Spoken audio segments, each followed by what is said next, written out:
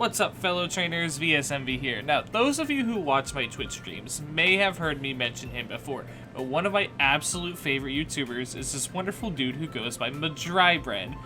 Some of my favorite content of mine to watch are his single Pokemon challenge runs, which are all spectacular. I'll probably link one of my favorite ones in the cards right now, for example, but I've always wanted to do one of these runs for myself, so here we are. In homage, whatever. In homage to Madrybread's Pokemon Challenge videos, today is the day that we figure out, can I beat Pokemon Brilliant Diamond with a team of only one Bidoof? And since I'm a fan of shiny hunting, it'll be a Shiny Bidoof as well, obviously. Bidoof is honestly not great stats-wise, with a base stat total of 250, with its best stat being HP, and a kinda normal spread for all the other stats. By level up, we get some pretty interesting move diversity, with Dark, Rock, and Fighting-type moves in the pool, as well as Swords Dance for sweeping, etc, etc. And the TM Learn set is even better, with moves like Ice Beam, Thunderbolt, Dig, Shadow Ball. Sadly, I don't know what moves I'll have access to at what point in the game, so things might be tough for the first few gyms. In classic Madrybread fashion, I'll be writing the script as I go through with the challenge to keep things surprising, so let me know if you think it's possible to win. The entire Elite Four is stacked with competitive movesets and abilities, so this is going to get rough towards the end for sure. Here are the rules. In battle, I can only use Bidoof. This game has made HMs usable through the Pokédex, so no need for HM sleeves on this team. No glitches or bugs, and if my Twitter feed is anything to go off of, there's a lot in this game. And lastly, no items in battle except balls used to catch my Shiny Bidoof, and held items. Items outside of battle are allowed, though. Most of this run was streamed over on my Twitch channel, in case you're wondering about alerts or chat covering the gameplay. Give me a follow if you want, link in the description. Lastly, if you enjoyed the video, don't forget to like and subscribe, but also scroll down to the description and click the link to go to Madrybread's channel and check out his videos as well.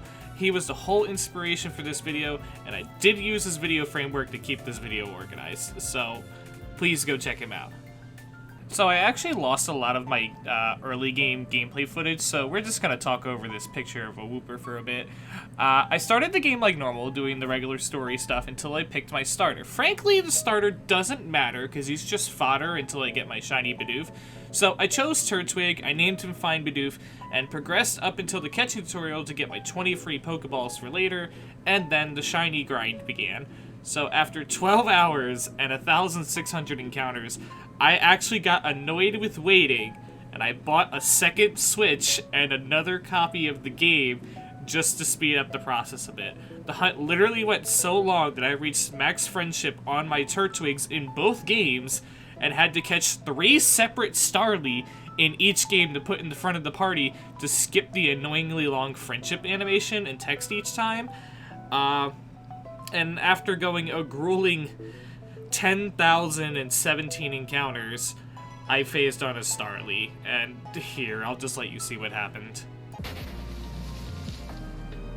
That's not shiny, is it?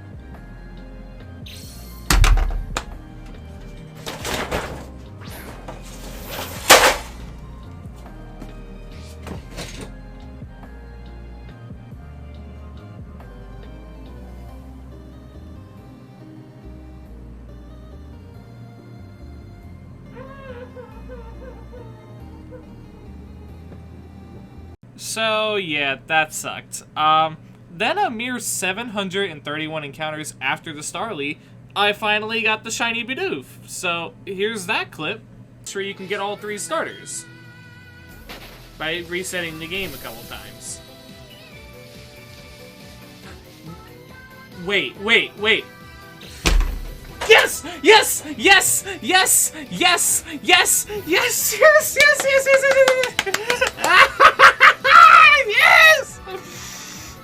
So, you can tell I was pretty excited by that. I didn't get a photo of it, but the Bidoof had a bashful nature, so neutral stat gain, fine by me, and it had the unaware ability. I would have preferred simple, but this is fine, but now we can officially begin the run. Things went so well for the early part of the game, I forgot to record the first rival battle because he was an easy sweep that wasn't even worth mentioning. And, right until finding this trainer in the Orberg mine who had a single level 9 Machop that just destroyed us. I actually had to get a level or 2 just to beat that Machop trainer. But if this is anything to show about fighting types to come, This is gonna be harsh. Okay, Rorik battle time. I gave this battle a couple of attempts at level 13, but Geodude just shut me down every time with rollout. I needed better stats to take more hits, so I came back at level 15, and I gave it another shot, and I got past Geodude, but just got absolutely beat down by Onix. So maybe I need a couple more levels to actually get this done. The grind has really started to get slow, but honestly the most annoying part is just running in a circle until an encounter happens. I really need to get a Sweet Scent Monsoon. After a good 2 hours of grinding, I was finally able to beat Rorik at level 18. To be honest, I feel like the unaware ability is working better than I thought. It's always nice to just ignore the 3 defense curls Geodude did at the beginning while I beefed myself up with workup. After that, it was a pretty easy sweep with Rock Smash, defeating Geodude and Onix with little effort, little over half my health left. Although I thought I was done for when Cranidos not only outsped me, but flinched me with a headbutt on the first turn, Quick Claw came in clutch on the next turn, letting me move first and getting me the one-hit KO, earning the badge. On to the next big battle, which was actually Commander Mars. I didn't think much of this fight until I lost to her like 5 times, so I left, I got a level, came back, and for some reason she decided to not use U-turn on the first turn with Zubat, and instead use Supersonic? Because of her weird choice, I got in 2 workups and proceeded to just beat her down without ever hitting myself. Huh, weird fight. So I decided to grind like mad in the Eterna Forest for a while, nothing quite like double encounters on unlimited instant healing. But while I was there, I actually found a random Shiny Bidoof. I spent like 10 minutes catching it before putting it in the back of the party and never using him because this isn't about him. Here, watch the clip. No, my Wooper!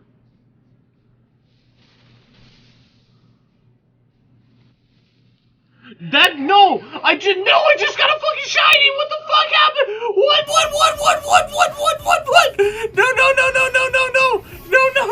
No! Wait, we've been training for this! We've been training for all of 10 minutes, but we've been... Okay, so after spending a few hours in the Grand Underground, because frankly it's really fun, grass gym time. I immediately used Yawn into Ruby, spammed out a couple workups, and then swept the team, easy peasy. A lot of battles are going to sound like this in the future if my strategy keeps paying off. After that was another rival fight, but it was such a stat-boosted easy sweep, I didn't even record it. Nothing of note really happens before the 3rd gym, except me having to grind out 2 levels to beat this random ace trainer with a Monferno and a Water Onix, because his rain-boosted waterfall always hit just a bit too hard. I didn't get footage of it, but jeez, it's annoyed the crap out of me. After that whole mess, it's Maylene time. This gym took a couple of attempts at level 37, but it eventually worked out. I opened with a Yawn, hoping to get a few sleep turns in to buy me time while I get off 2 Swords Dance, but took a flash in return, lowering my accuracy. Meditite wasted its 1 chance to kill me by using Bulk Up, letting me get off all the Swords Dance I want without taking damage. I OHKO'd Meditite and Machoke with Pluck, and last was Lucario. Sadly, my Quick Claw did not activate on the first turn with Lucario, and my Bidoof tanked a Drain Punch with only 2 HP remaining, before using Dig, dodging the next attack, and getting a critical 1-hit KO on the next turn. Well, that almost went horribly. After that, it's the Water Gym, and this one only took 2 attempts, and I only lost the first attempt because I got greedy with Swords Dance and fainted to Water Onix. On the second attempt, I got to +5 attack because Bidoof dodged the crunch due to friendship bullshit. Gotta love that. And proceeded to just headbutt sweep without even getting below half health. Easy peasy battle. There was even a rival battle after that, and yet again, I didn't record it because he's such a pushover that I just sleep, boost myself, and kill everyone. After that is the Ghost Gym leader, Fantina, and I attempted this gym probably 20 times at level 46, but even on my best run, I just couldn't get past Mismagius. I ended up just being just shy of killing it, literally just pleading for a crit while she used up all of her potions, but never got it and fainted. Alright, let's grab a few levels and then come back. At level 49, we tried a couple of times, and then we had this beautiful run where I was able to do all of my setup without taking any damage from Drifblim, just due to dodging stuff from Friendship Boosts. And then we got to Gengar, and we didn't take any damage, because we dodged stuff to Friendship Boosts. And then when we get to Mismagius, we're just so healthy and boosted that we just destroy it. That was harder than expected, but what a lucky run. After this was technically another rival fight, but it was so one-sided I forgot to record it again. Oopsie. Moving into the Steel Gym, I had Bidoof relearn Crunch from the Move Rememberer so I could KO the Bronzor, and I planned to use Dig to kill everything else. But when I used Dig against Steelix, he used Earthquake and killed me instantly. So I had to try again. After reloading my game and loading up the battle one more time, I did the same setup. I used a bunch of Swords Dance against Bronzor, essentially just using him as build-up fodder while I boosted the crap out of myself. And then I proceeded to use Crunch on Steelix this time instead of Dig. It went so much better. He did hit me with a hard Earthquake, but I lived, took him down, then Bastiodon came out, and I will admit, Bastiodon should have killed me, but the power of friendship kept me on 1 HP, and I was able to get the KO, so whatever. 6 badges down. With the Steel Gym out of the way, we are on to the Ice Gym with everyone's favorite gym leader. Can this dick fit in your mouth? No. This was actually an easy sweep.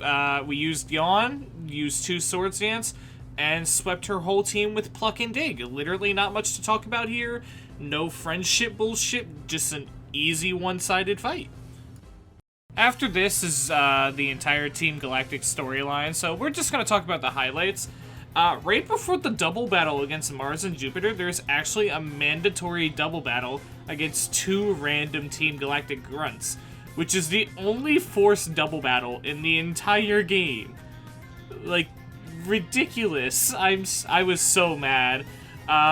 So I brought my level 1 Happiny and I just made it spam minimize for the entire fight. But yeah, this is literally the only forced double battle in the entire game.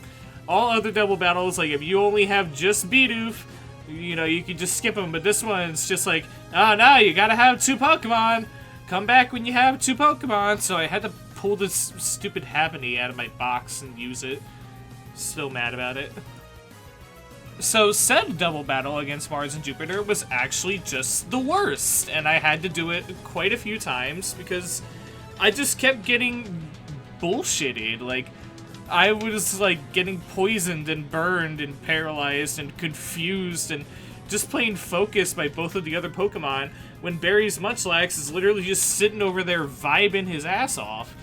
So, like, in order to actually win, I had to essentially set up and then spam Dig against anything I could use Dig against, because the turns where I'm underground are the only turns that they would actually attack Barry's Munchlax. Eventually they killed it, and then he sent out his Staraptor, and at that point the battle was easy. Like, it was manageable, I could do it, and, you know, I just proceeded like normal. But the fact that I had to go out of my way just to get them to kill Munchlax was the worst. After this is immediately just the final Cyrus fight, and I needed to just win this in one shot because otherwise I'd have to do the Mars and Jupiter battle again. So I really put everything on the line for this one battle, and it worked. I started off by putting Honchkrow to sleep and dodging his attacks with Friendship Boost because bullshit. Spammed out 3 Swords Dance, O-code Honchkrow with Headbutt. Next is his Water Onix, which almost died in 1 headbutt after landing a nasty waterfall, hanging on in the red, getting full restored, knocking it back to the red, and then Cyrus, for whatever reason, decided to use a Super Potion? I mean, whatever, I finally got the KO because of it, so I'm not complaining. After that was Weavile, which outsped me and used Dig, which is hilarious because I also used Dig, making Weavile miss, making me land my attack, putting Weavile in the red. And the best part is, we did the same song and dance again the next turn, getting me 4 turns of leftovers healing while taking no damage and getting the KO. Lastly was Crobat, which didn't even come close to fainting me as I O-coded with a headbutt. And the best part is, first try. With that battle finally out of the way, I knew I was probably underleveled for the final gym, so I decided to head into the Grand Underground to do some grinding, and while grinding, I actually found another shiny. So here's the clip for that. Kurama, stop leveling up. I'm kidding. the whole point of this is to level up Kurama. No fucking... I know! Whoa, whoa, whoa, whoa, whoa! Whoa! Yes, yes, yes, yes, yes! Let's go! I got one! With our Christmas Day shiny in the bag, it's time to battle Minato Namikaze. I'm sure somebody out there enjoyed that. Figured out that he always uses Volt Switch on the first turn with Raichu, and then uses Fake Out with Ambipom. So to counter this, we use Dig on the first turn, so we are underground during the Fake Out turn, saving us some HP for later and gaining some back with our leftovers. After that, we use Yawn and start boosting our attack, while Apom did some chip damage, even having Bidoof dodge the first attack with Friendship. After boosting up, we went for a Dig to get in some extra healing, and actually dodged the last resort from Ambipom while we were underground, then landed the KO. He sent out Raichu again for another Volt Switch, which we responded in kind with a Dig as he swapped in his Octillery. We did Oko with just one attack, so that was nice. Raichu comes out yet again for yet another Volt Switch. We Dig again, this time getting the Oko on Luxray. With no one else to switch to, Raichu is finally forced to fight us and died in one Dig, easily winning us the fight and our 8th badge. Before we can fight the League, we have one last rival fight, and I'm sure you guys know the deal. Easy, stat-boosted sweep.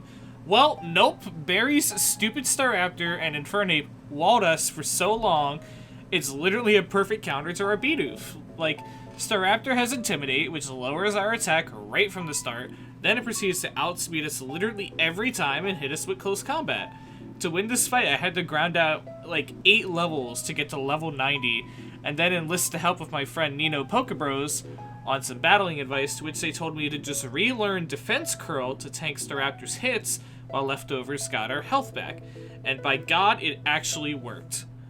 Between using Defense Curl and dodging not 1, but 2 close combats from Friendship Boost, I actually stalled out all 5 of his close combat power points, forcing him to swap to Infernape with a U-turn, but at this point, I'm too beefed up to stop. I tanked its first close combat, getting off a Yawn. I dodged the second with Friendship, using a Headbutt to see just what kind of damage we were dishing out, and it was kind of pathetic. So we boosted up to +5 attack because we were -1 from Intimidate, and from there it was just a boosted sweep for the rest of his team.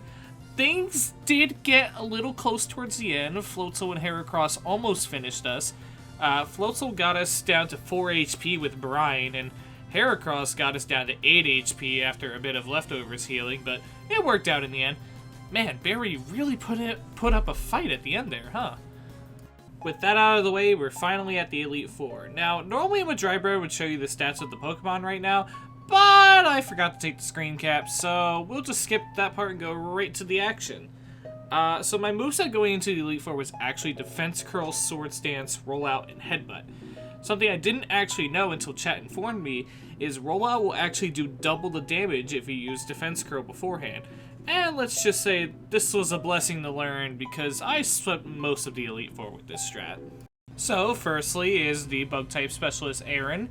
He opens with a Dustox, and we just start our strat. We Defense Curl, Dustox uses Bug Buzz for very little damage. We use Swords Dance, and Dustox uses Toxic, which would normally be a very bad thing, but we shook it off immediately with Friendship because Friendship bullshit. After that, Dustox died to our first rollout.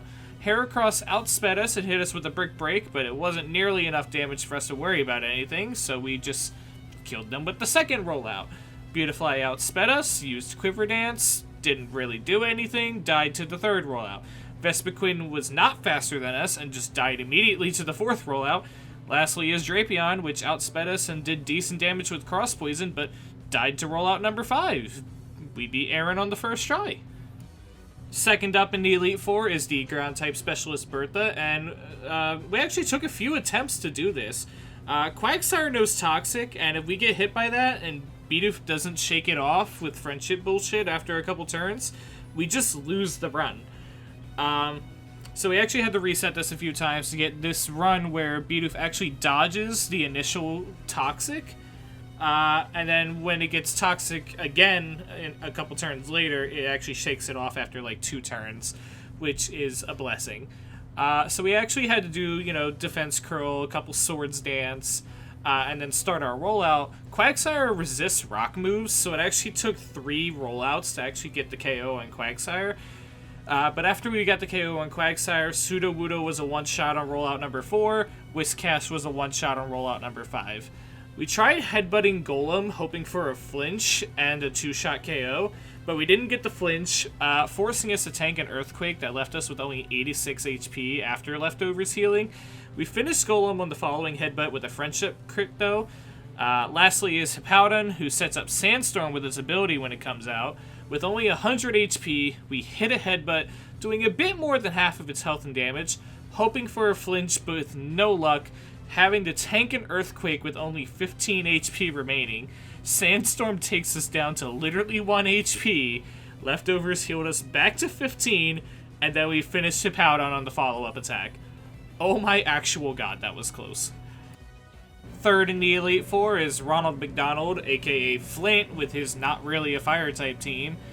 Turn 1, we dodged a Hypnosis using a defense scroll. We tanked an Iron Tail that did so little damage we decided we had enough health to do 2 Swords Dance instead of 1 just because I could. And we started our rollout. Rapidash died on the first rollout. Lopunny missed a high jump kick and died on the second one.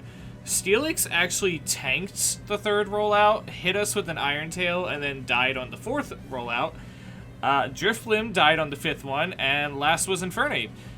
We lived his close combat with 9 HP, took Infernape down to 1 because it clung on with a Focus Sash, and then good old Ronald McDonald full restored him, but the Sash was already used up, so we OHKO'd him on the follow-up.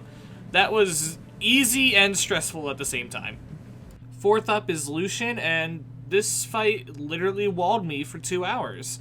What's funny is right as I started this fight, I literally said, I didn't bother planning for Lucian because he shouldn't be an issue.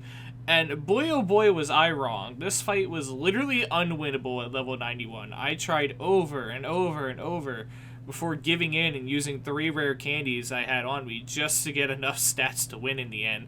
Here's how the winning run finally went. So, Lucian opens with Mr. Mime, who normally opens with Reflect, making things hard from the start as I use Defense Scroll. Mr. Mime then uses a useless light screen as I Swords Dance, switches to Battle Mode, hitting a Psychic for about a third of my HP as I begin my rollout. The next turn, Bidoof actually dodges the second Psychic from a Friendship boost, letting me get my second rollout in, taking Mr. Mime to the very low end of yellow health. Lucian decides to swap Mr. Mime for Medicham as we hit our third rollout, putting Medicham at half health. We outspeed it though, finishing it with rollout number 4, still being healed with leftovers as we go. Alakazam is out next and he outspeeds us, setting up a future sight before we take it down to rollout number 5. Next is Girafarig, so we opt to use Headbutt instead of starting a new rollout, hoping for a flinch and actually getting it, doing a little under half of its health. The next turn we Headbutt again and happen to get a higher damage roll, getting the KO with that attack. We're at full HP when the Future Sight hits, sending us to a little under half health as Mr. Mime returns once more. Predicting that Lucian will full restore on the Mime, we opt for a second Swords Dance and predict correctly, now at +4 attack.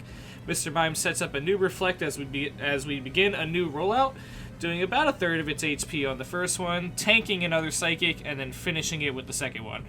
Last is Bronzong, who lives rollout number 3 with just over half health as it sets up a Trick Room for some reason. Then it uses Payback, which is laughably low amount of damage, before being finished off by rollout. What an intense fight. Lastly is Pokemon Champion Cynthia. Oh my god. And I'm gonna be honest with you guys, Bidoof can't win this. The absolute best run I had went like this. We Swords Dance, we get Dark Pulse. Same thing on turn 2. We use Pluck. Spiritomb goes below half health. We eat Citrus Berry for healing, take a third Dark Pulse. Second Pluck finishes Spiritomb. Lucario, normally by default, would use Aura Sphere, either killing me instantly or leaving me with 1 HP because of Friendship, but every once in a while he would use Nasty Plot instead, letting me get the OHKO with Rock Smash. And if we ever got that past that point, we just didn't get very far from there. Gastrodon, we hit him with Headbutt, take a Rock Tomb, and then finish it on the follow-up. Roserade hits us with Energy Ball, leaving us in the red as we OHKO with Pluck, but getting poisoned by Roserade's ability. Milotic comes out, misses Scald due to Friendship. we take out about 2/3 of its HP with Headbutt, and we just faint to poison. This was literally my best attempt. Over 4 hours of attempts. Most attempts ending within 2 minutes because Lucario would just kill us immediately with Aura Sphere. So we did like 120 attempts before calling it. We were level 100 and everything. On our next attempt that we lived past Lucario, we did beat her by using a max potion, but that does technically go against the rules of the challenge, so I'm going to chalk it up as a loss. Maybe I could have won if I had simple instead of unaware. I saw another video of someone winning when they had simple instead of unaware, but I couldn't do it with unaware. I didn't know how to go about the battle, and I ended up just losing every time. I really hope you guys liked that run. If you have any suggestions or feedback you'd like to give, you can leave a comment down below or even tweet at me. That works as well, maybe even better. Thank you for watching, and an extra special thanks to Madrybread for inspiring me to attempt this run. It was difficult for sure, but strategizing ways to beat certain fights with chat was fun. And I'll probably do another run like this in the future. I don't post to YouTube very often because, frankly, I'm both bad at video editing and would rather just live stream on my Twitch channel. But I appreciate you for watching. I hope you like and subscribe, and I hope to see you again soon. Thank you for watching.